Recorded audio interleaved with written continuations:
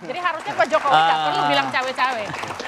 Begini, kalau konotasi negatif dari perspektif kawan-kawan dari PKS dan Demokrat, ini Presiden menyampaikan di depan media, khususnya pimpinan redaksi dan beberapa podcast-podcast yang cukup punya kompetensi yang cukup bagus lah ya.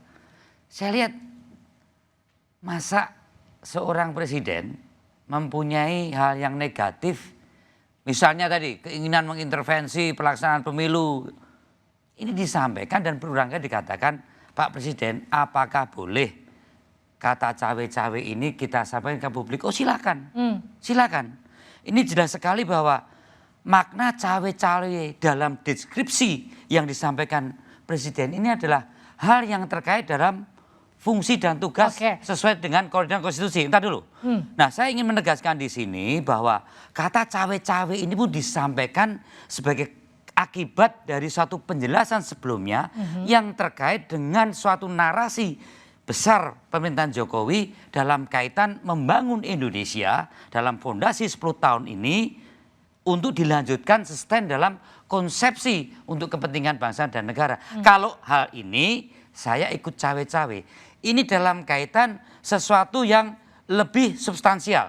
Untuk sesuatu kewenangan beliau masih dalam deskripsi kewenangan terkait dengan kepentingan bangsa dan negara. Dan ini menurut saya adalah sesuatu yang proporsional. Terkait dengan dia atau presiden dalam kaitan sebagai kepala negara. Tapi yang kemudian jadi pertanyaan, wajar, maksudnya kalau sampai presiden nggak mempunyai satu urusan lagi untuk 5 tahun 10 ke depan, ya ini bukan soal negarawan. Dia harus berpikir Indonesia itu sampai 2045.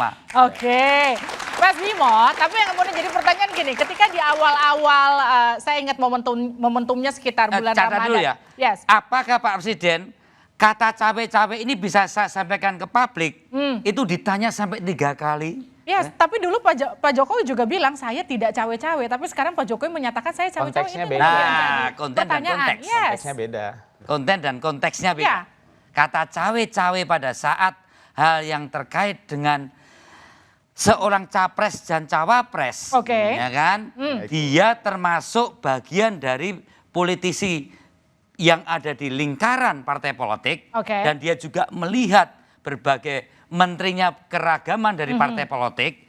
Dia akan menempatkan pada posisi kalau ada 3, 2, 4 menteri yang ada di sekitar kementerian atau di sekitar kabinet Pak Jokowi, disitulah kemudian dia akan mengatakan saya tidak akan ikut intervensi satu persatu untuk memenangkan. Mas Holid, konten dan konteksnya beda. Beda konten dan konteksnya.